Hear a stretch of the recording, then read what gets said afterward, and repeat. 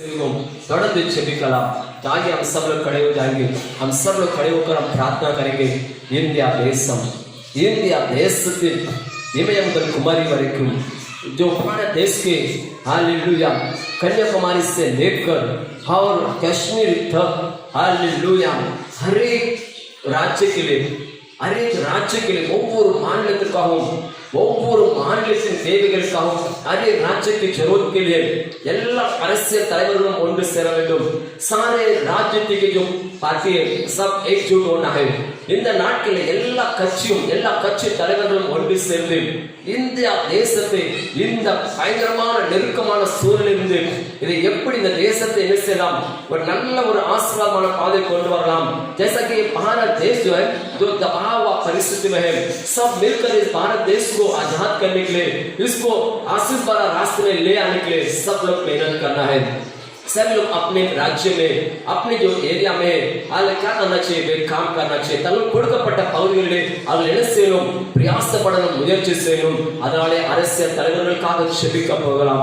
எல்லாரும் அரசியல் தலைவர்களுக்காக அந்த அதிகாரத்தில் இருக்கிறவர்களுக்காக செபிக்க போகிறோம். जो राजनीति में जो है, जो हमारे जो हालेलुया राष्ट्रपति के लिए, प्रधानमंत्री के लिए, मुख्यमंत्री के लिए, मिनिस्टर के लिए, मंत्री के लिए, गवर्नर के लिए, मेयर के लिए, MP, MLA, ward councillor, collector, ऐसा सभी हालेलुया जिनके पास अधिकार है, யாவர் இடத்துல அதிகாரம் இருக்குதோ அவர்கள் தங்களுடைய அதிகாரத்தை நல்ல விதத்தில் உபயோகப்படுத்த நாம் செபிக்க போகிறோம். சில பகுதிகளில் மழை பெஞ்சு விவசாய நெல்கள் விளைந்த நெற்கள் எல்லாம் அழிந்து போனது. कुछ हालेलुया स्टेट में जो बरसात इतना हुआ कि उनका फसल पूरा जो हालेलुया पूरा बर्बाद हो गया है. சில மாநிலத்திலே ஆசாமில் பயங்கரமான மழை, ஆசாமில் पिछले समय पर बहुत बारिश गिरकर அங்கே अनेक பாதிப்புகள், ஆந்திராவிலே हालेलुया மழையால் பாதிப்பு, ஆந்திராவில் कई जगह में बारिश हुआ है हालेलुया. ஆனால் மகாராஷ்டிராவிலே மும்பையிலே இன்னும் நல்ல மழை பெய்யவில்லை. ஜூலை மாதம் கடந்து விட்டது, ஜூலை महीना बीत चुका है, यहाँ पर बारिश नहीं हुआ है. இன்னும் हालेलुया இருக்கிற நாட்களில் மழை பெய்யாவிட்டால் வருகிற நாட்களிலே வனாந்திரமான வாழ்க்கை நாம் காண வேண்டியதா இருக்கும். अगर ये महीना बरसात ना बरसे तो आने वाले दिनों में जंगल भरा रास्ते से हमें गुजरना होगा. தண்ணிக்கு ஒரு நெருக்கமான காலங்கள், தண்ணீர் இல்லாமல் நாம் கஷ்டப்பட வேண்டிய சூழ்நிலை வரும். पानी के लिए हमें तकलीफ उठाना पड़ेगा. எல்லாரும் ஜெபப்படுவோம், எல்லா தேவைகளையும் தேவனுடைய சமூகத்தில் கொண்டு வருவோம். எல்லா தேவைகளையும் சந்திக்கக்கூடிய ஒரே ஒருவர், அவர்தான் உலகத்தின் ரட்சகர் ஆண்டவராக இயேசு. हमारे सारे जरूरत को पूरा करने वाला, सारे कामों पर मदद करने वाला एक ही व्यक्ति है, वही हमारा उद्धारकर्ता परमेश्वर है. हालेलुया. அவரே நோக்கி நம்முடைய இருதயத்தை ஊட்டு, நம்முடைய வியாகுலத்தை ஊட்டு, நம்முடைய பாரத்தை ஊட்டு. ஆண்டவரே, எங்களுடைய தேசம் நாளுக்கு நாள் அழிந்து கொண்டிருக்கிறது. हमारा देश दिन पर दिन हमारा देश गुजर रहा है.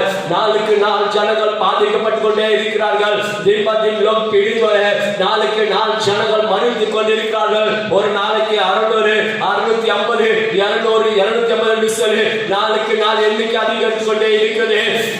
दिन पर दिन हमारे लोग मर रहे, सब इस महामारी से पीड़ित हो रहे हैं. देवने எல்லாரும் செபிக்கலாமா? இன்னொரு பக்கத்தில் வெட்டுக்குழி திரும்பவும் வந்து हालेलुया விளைச்சலை தாக்கி கொண்டிருக்கிறது. और तरफ से फिर से हालेलुया टिड्डी आकर फसल को बर्बाद कर रहा है. हालेलुया वह शब्दारी कलमा देवने नोकी वेंडिक கொள்ளலாம். பரலோகத்தின் தேவனே ஸ்தோத்திரம், தேவாதி தேவனே ஸ்தோத்திரம். மனம் இறங்கும்படியாக செபிக்கிறோம், மனம் இறங்கும்படியாக செபிக்கிறோம், மனம் இறங்கும்படியாக செபிக்கிறோம், மனம் இறங்கும்படியாக செபிக்கிறோம். இந்த தேசம் உடைய பரிசுத்தமான கண்களுக்கு முன்பதாக இருக்கிறதப்பா, உடைய பரிசுத்தமான கண்கள் காண்கிறப்பா. हमारे भारत देश को आपके पवित्र आंख देख रहा है. உடைய பரிசுத்தமான கண்களுக்கு முன்பதாக இந்த தேசம் பாழாய் போகாதபடிக்கு, இந்த தேசம் தகப்பனே அழிவிலிருந்து மீட்கப்பட உம்முடைய பிள்ளைகளாக நாங்கள் செபிக்கிறோம்ப்பா. इस भारत देश को परमेश्वर राजा आनी से येसप्पा हालेलुया आप उद्धार करने के लिए, बचाने के लिए आपकी प्रजा आपसे प्रार्थना करते हैं. நாங்கள் பாரத்தோடு செபிக்கிறப்பா, மனம் இறங்கும் ஆண்டவரே. இந்த தேசத்துக்கு மனம் இறங்கப்பா, ஒவ்வொரு மாநிலத்துக்கும் மனம் இறங்கும் ஆண்டவரே, ஒவ்வொரு மாநிலத்துக்கும் மனம் இறங்குமப்பா. ஆண்டவரே செவி சாய்க்கும்படியா செபிக்கிறோம். என் தேவனே ஸ்தோத்திரம், என் ஆண்டவரே ஸ்தோத்திரம், என் தேவாதி தேவனே ஸ்தோத்திரம், என் கர்த்தாதி கர்த்தாவே ஸ்தோத்திரம், வல்லமையுள்ள தேவனே ஸ்தோத்திரப்பா.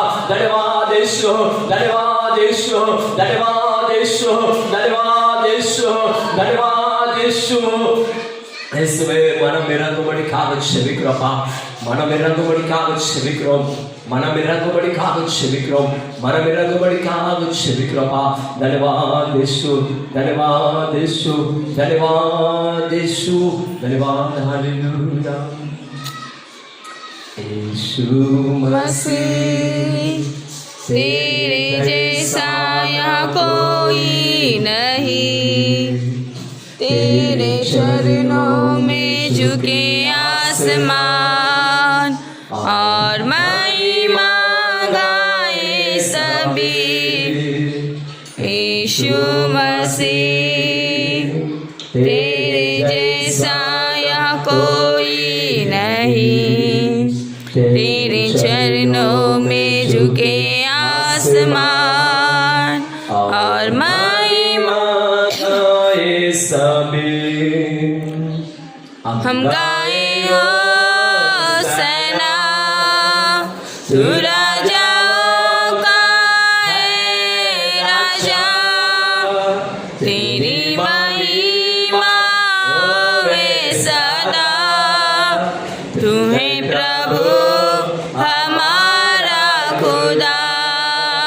हम गाए होसना तू राजाओं का है राजा, तेरी महिमा होवे सदा, तू है प्रभु हमारा खुदा।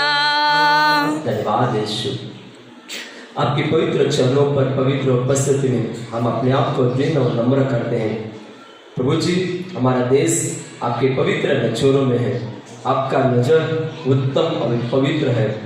आप हमारे देश पर परमेश्वर सच्चाई का काम को कायम करेंगे, हमारे देश को आशीष करेंगे, हमारा देश फिर से बढ़ोतरी होगा, फिर से ये निर्जलपरा संकट, ये परमेश्वर ये आघात, ये निराशा परेशानी ये सब बीत जाएगा, फिर से देश बढ़ोतरी की ओर उन्नति की ओर आगे बढ़ेगा।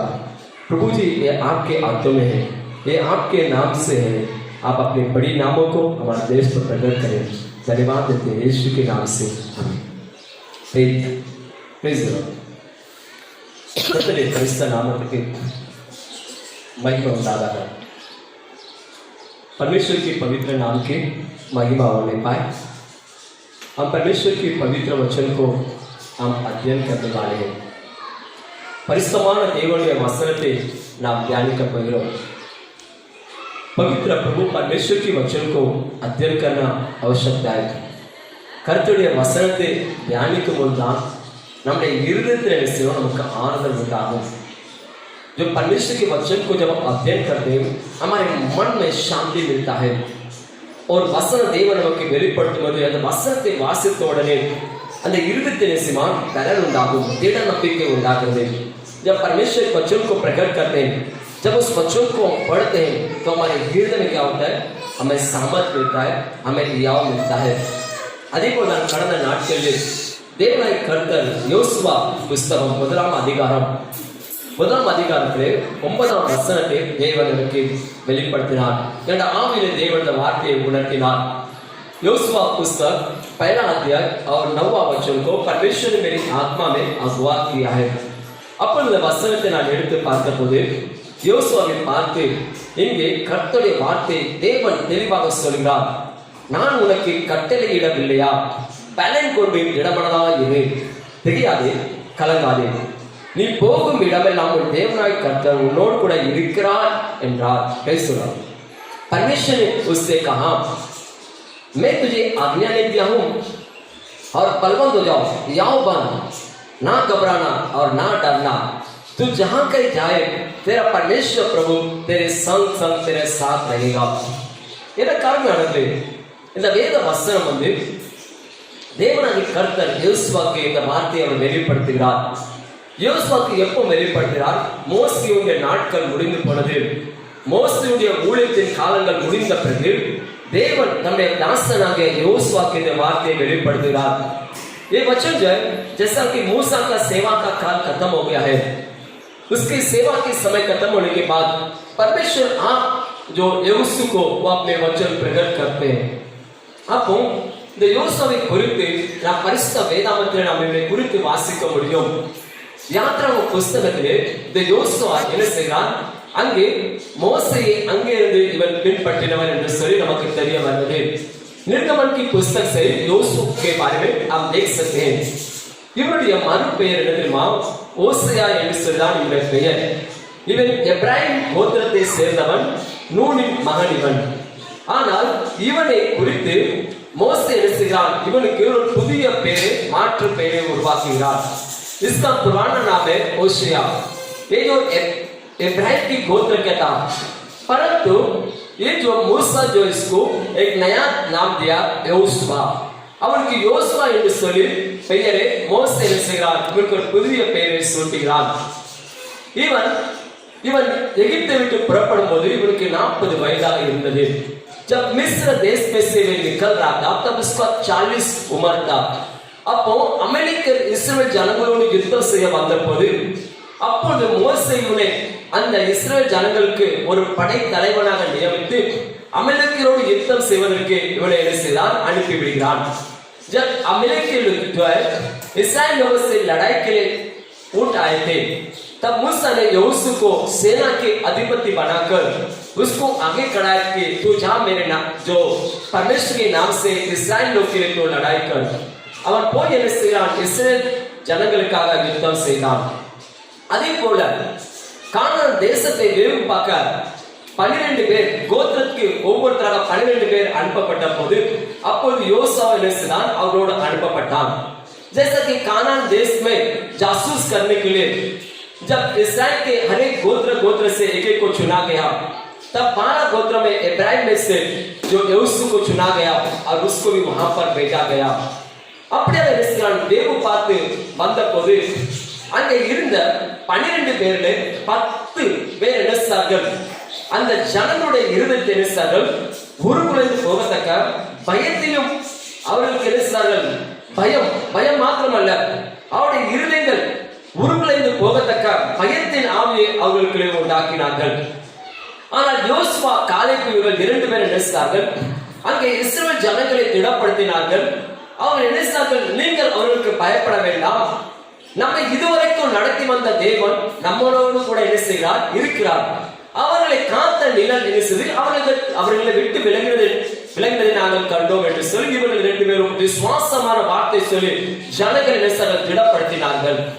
वापस जो है 12 गोत्र के लोग जब वापस लौट आए तो इस्राएल लोग के पास आकर मूसा की उपस्थिति में लोगों ने 10 लोगों ने बोला, हमने वहां पर देखा राक्षस के समान एनोक के लोगों को देखा और भयंकर कठोर लोगों को हमने देखा.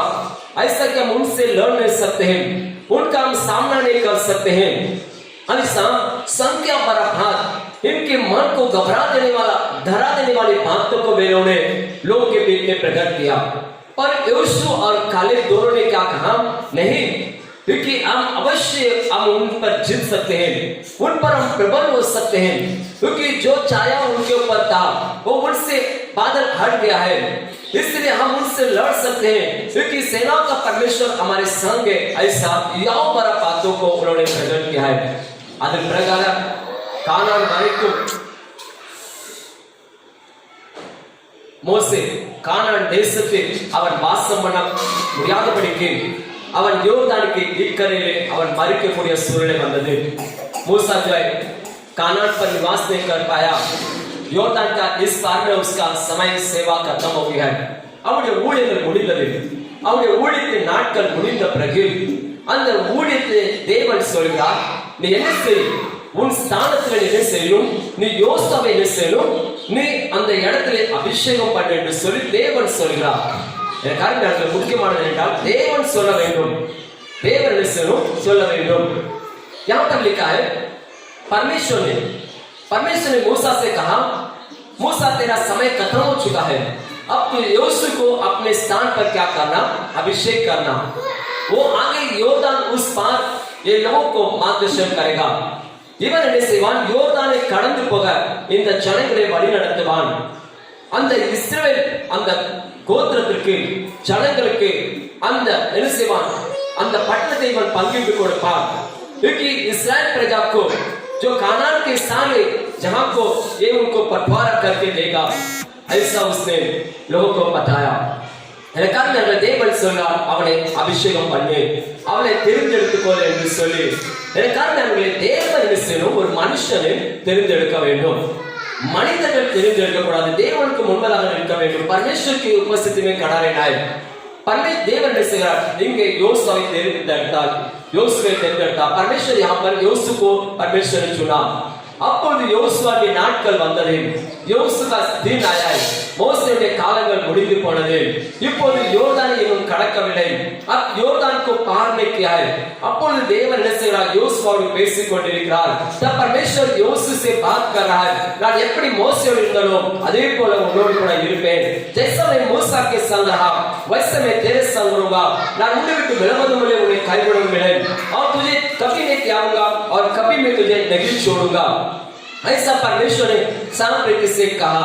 அது மாத்திரமல்ல, அவனுக்கு விசேஷமாக தேவன் சொன்ன வார்த்தை என்னென்றால், என் நியாய பிரமாண புஸ்தகங்களை, அவைகள் உள்ள கட்டளைகளை என்ன செய்யணும், நீங்கள் கைக்கொள்ள வேண்டும், அவைகளை நீங்கள் தியானிக்க வேண்டும், அவைகளை விட்டு விலகக்கூடாது.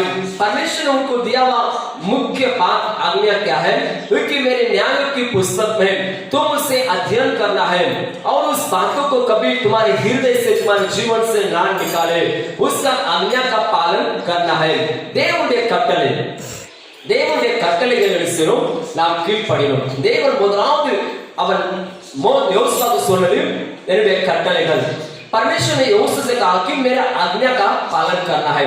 அதான் இங்கே வாசிக்கிறோம், நான் உனக்கு கட்டளை இடவில்லையா, நான் உனக்கு கட்டளை இடவில்லையா, क्योंकि मैंने तुझे आज्ञा नहीं दिया है. நான் உனக்கு கட்டளை இடவில்லையா, நான் உனக்கு கட்டளை இருக்கிறேன் கொடுக்கிறேன். அந்த 8ஆம் வசனத்தில் இருக்குது, அந்த காரியங்கள் இருக்கிற न्याय प्रमाणங்கள் கட்டளை जो 8वां वचन में लिखा है. परमेश्वर पहला उसको आज्ञा देता है.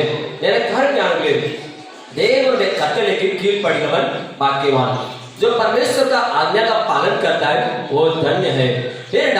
ஆதியாகம புஸ்தகத்திலே, जो उत्पत्ति की पुस्तक, जो आदियागम पुस्तकத்திலே என்ன செய்கிறோம், வாசிக்கிறோம். 2ஆம் அதிகாரம் 17ஆம் வசனம், दूसरा अध्याय और 17 वचन को हम पढ़ते हैं.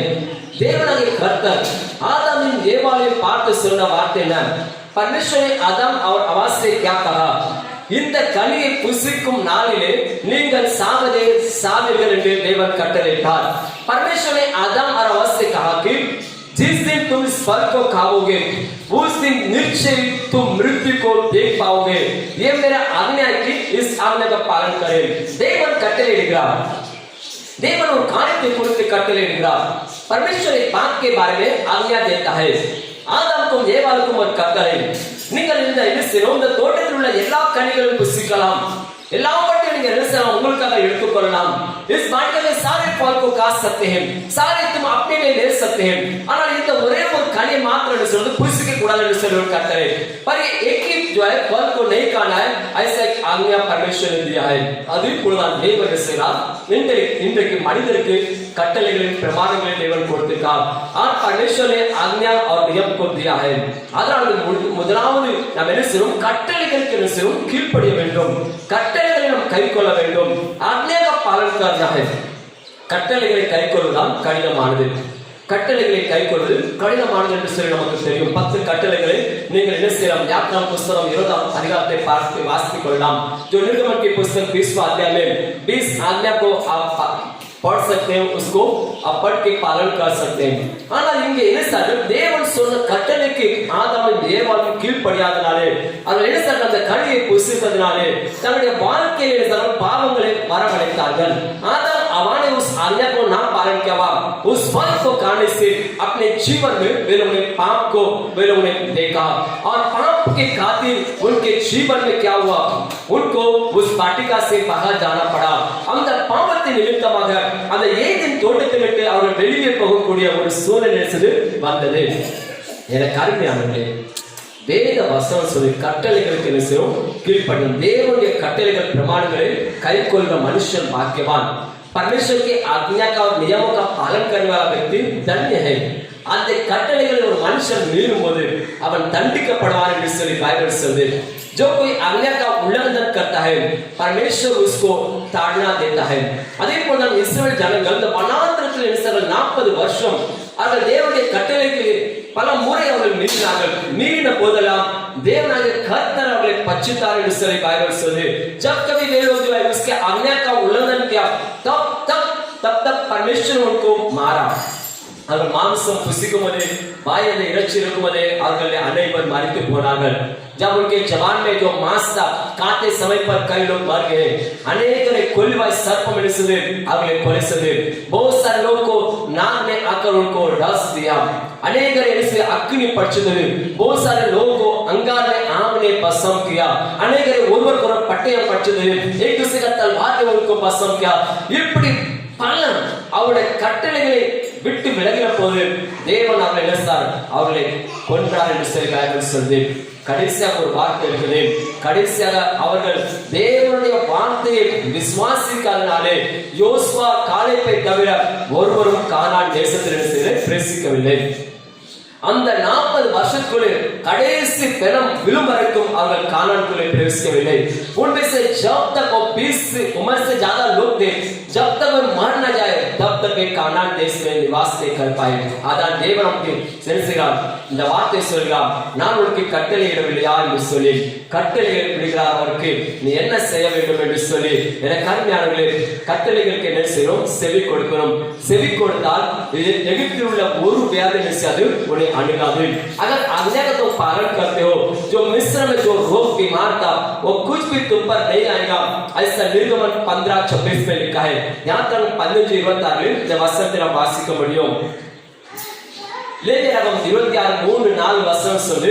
लेवी व्यवस्था 26वां अध्याय 3 और 4 में लिखा है, கட்டளைகளின்படி நடந்தால் ஏற்ற காலத்தில் பூமி தன் பலனை செய்யுமா தருமா.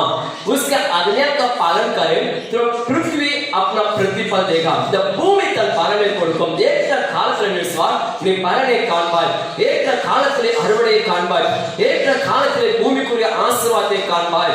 अगर तू उसका आज्ञा का पालन करे तो इस पृथ्वी का तो आशीष को देख पाएगा. इस पृथ्वी के प्रतिफल को तो देख पाएगा. மனுஷனுடைய கட்டளைகளுக்கு கீழ்ப்படியாதீர்கள். इंसान के आज्ञा का पालन न करें, தேவனுடைய கட்டளை கீழ்ப்படிகிறவர்களாக இருக்கணும்.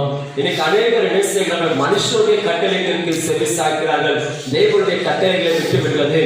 आज बहुत सारे लोग इंसान की आज्ञा का पालन करते हैं, परमेश्वर का आज्ञा का पालन नहीं करते हैं. அதை குறித்து நீங்கள் தானியேல் புத்தகம் 3ஆம் அதிகாரம் 19ஆம் வசனத்தில் நீங்கள் வாசிக்கலாம்.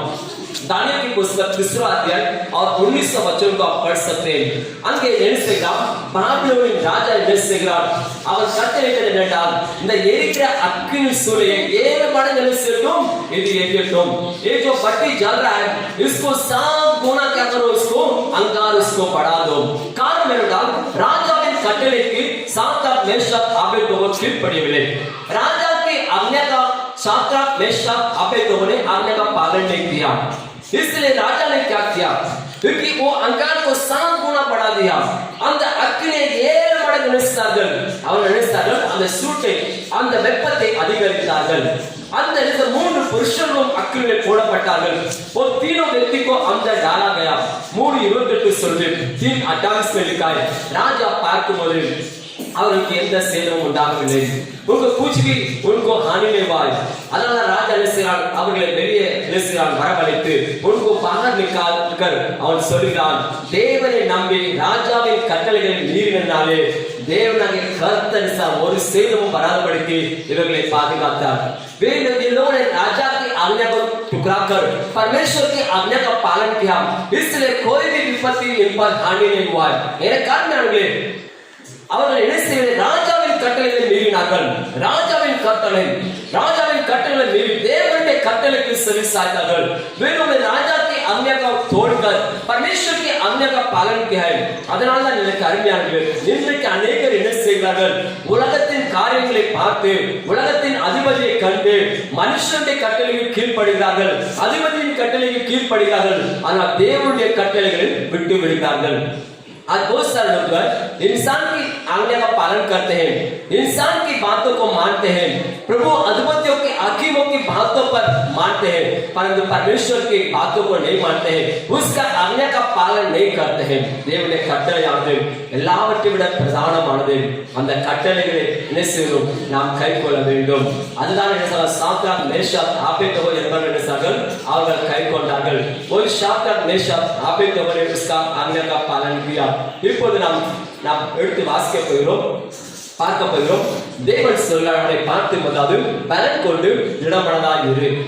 நாம் என்ன செய்யலாம்? ஒவ்வொரு பகுதியாக நாம் தியானிக்கலாம். நேரம் நமக்கு இல்லாவிட்டால் என்ன செய்யலாம்? நாம் தொடர்ந்து என்ன செய்யறோம்? அடுத்த मुरे இந்த வசனத்தை நாம் தொடர்ந்து என்ன செய்யறோம்? தியானிக்கலாம். अगर समय ना होने के कारण हम अगली बार इसको फिर से क्या करेंगे? इसको अध्ययन करेंगे. அப்பொழுது இங்கே யோசுவாவின் இங்கே புத்தகத்தை நாம் பார்க்கிறோம். தேவன் சொல்கிறார், பலன் கொண்டு திடமனதாய் இருங்கள் என்று சொல்லி. तुम क्या करो? तुम क्या करो? यहाँ बांधे और टूट हो जाओ. Praise the Lord. Hallelujah, hallelujah, hallelujah, hallelujah. Praise the Lord. பலன் கொண்டு திடமனதாய் இருங்கள் என்று சொல்லி, यहाँ बांधो टूट हो जाओ. பலன் கொள்ளுங்கள், திடமனதாய் இருக்கணும், பலன் கொள்ளணும். பல் பார், यहाँ बांधो टूट हो जाओ. அப்படி என்றால் என்ன? பலன் கொள்ளணும். நம்முடைய சரீரம் சோர்ந்து போயிருந்தால், நம்முடைய சரீரம் கலவரப்பட்டு போயிருந்தால், நாம் எதையும் செய்ய முடியாது, சாதிக்க முடியாது. ஆனால் हमारे अंदर हिम्मत नहीं है, हमारे अंदर बल नहीं है, हमारे अंदर ताकत नहीं है, हम कुछ भी काम को सफल नहीं कर सकते हैं. எந்த காரியத்தை நாம் செய்வது நாம் செய்ய முடியாது, कोई भी काम को हम नहीं कर सकते हैं. அதனால சொல்ல பலன் கொண்டு திடமனதாய் இருங்கள் என்று சொல். பல் और याव बांधो. அதான் சொல்லுது. சோர்ந்து போன உனக்கு அவர் சத்துவத்தை அளித்திடுவார். சோர்ந்து போன மகனே உனக்கு சத்துவத்தை அளித்திடுவார். கோரமான புயல் வந்தாலும் போதகத்தால் கயிற்றிடுவார். கோரமான புயல் வந்தாலும் போதகத்தால் தேற்றிடுவார். இஸ்ரவேலை காக்கும் தேவன் உறங்கவில்லை, தூங்கவில்லை. இஸ்ரவேலை காக்கும் தேவன் உறங்கவில்லை, தூங்கவில்லை. அப்போது சோர்ந்து போன ஒவ்வொரு மனிதனுக்கும் தேவன் செய்தார், தம்முடைய சத்துவத்தை என்ன செய்கிறார்? அளிக்கிறார். थके हुए लोग को परमेश्वर क्या करता है? वो अपने सामर्थ देता है. அப்போ வேத வசனம் என்ன சொல்லுது? அப்போ சோர்ந்து போகிற ஒவ்வொருத்தருக்கும் தேவன் என்ன செய்கிறார்? பலன் கொடுக்கிறார். எப்படிப்பட்ட பலன்? वेद वस्त्रमाग्य बलन परमेश्वर के वचन को पढ़ने से हमें विश्वास मिलता है, हमें भरोसा मिलता है. वसंते वासिக்கும்போது விசுவாசம் உண்டாகும், நமக்கு நம்பிக்கை உண்டாகும். நம்முடைய ஆவியிலே பலவீனப்பட்டு இருந்தால், நம்முடைய சரீரத்தில் பலவீனப்பட்டு இருந்தால் நிச்சயம் ஆவி உற்சாகம் அடையும்போது இந்த சரீரம் நிச்சயம் उत्साहम अடையும். जब हमारा जो आत्मा में अगर हम निर्बल हो चुके हैं, जब परमेश्वर के वचन क्या कहता है, आत्मा को सामर्थ देते समय पर हमारा शरीर भी क्या होता है? सामर्थ पाता है. அதனால் ஆவி ஆத்மா शरीर में निश्चयமா वेद वचनத்தினாலே பலப்படும். इसलिए आत्मा प्राण शरीर क्या होता है? परमेश्वर के वचन से सामर्थ पाता है. அதனால் நாம் பலன் கொண்டு திடமனதாய் இருங்கள். நியாயாதிபதிகள் புத்தகத்திலே 4ஆம் அதிகாரம் 14ஆம் வசனத்தை வாசிக்கும்போது जो न्याय के पुस्तक में जो 14वां अध्याय और 14 अध्याय और 14 वचन 4:14 4:14 அங்கே நாம் வாசிக்கும்போது அங்கே நியாயாதிபதிகள் புத்தகத்தை வாசிக்கிறோம் பாருங்கள். 4ஆம் அதிகாரம் 14ஆம் வசனத்தை வாசிக்கும்போது 4:14 में लिखा है, அப்பொழுது தெபோரா பாராக்கை நோக்கி எழுந்து போ, கர்த்தர் சிசராவை உன் கையிலே ஒப்பு கொடுக்கும் நாள் இதுவே, கர்த்தர் உனக்கு முன்பாக புறப்படவில்லையா என்றார். அப்பொழுது பாராக்கும் அவன் பின்னாலே 10,000 பேரும் தாபோர் மலையிலிருந்து இறங்கினார்கள். அப்பொழுது பாருங்கள் வேத வசனம் சொல்லு, அப்பொழுது தெபோரா என்ற ஒரு நியாயாதிபதி, இவள் இஸ்ரவேலில் ஒரு நியாயாதிபதியாக இருந்த ஒரு பெண், தெபோரா என்ன செய்கிறாள்? பாராக்கை நோக்கி என்ன செய்கிறாள்? பாராக்கை அவள் எழுப்பி விடுகிறாள். காரணம் என்னவென்றால் வேத வசனத்தை நாம் வாசிக்கும் போது அந்த நாட்களிலே என்ன செய்து அங்கே கானானியர்கள் என்ன செய்தார்கள்? சேனாதிபதி சிசரா என்ன செய்கிறான்? இஸ்ரவேல் ஜனங்களை என்ன செய்கிறான்? அவன் நெருக்கி கொண்டிருக்கிறான். 20 வருஷம் என்ன செய்கிறார்? அவரை நெருக்கி கொண்டிருக்கிறார். 20 வருஷமாக என்ன செய்கிறான்? இஸ்ரவேல் ஜனங்களை அவன் ஒடுக்கி கொண்டிருக்கிறான்.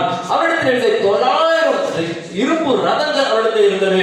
उसके बाद जो है ये जो सिसरा जो है लगभग जो है इस्राएलियों को 20 साल से उनको दबा रहा है, 20 साल से उनको गुलाम बना कर रखा है.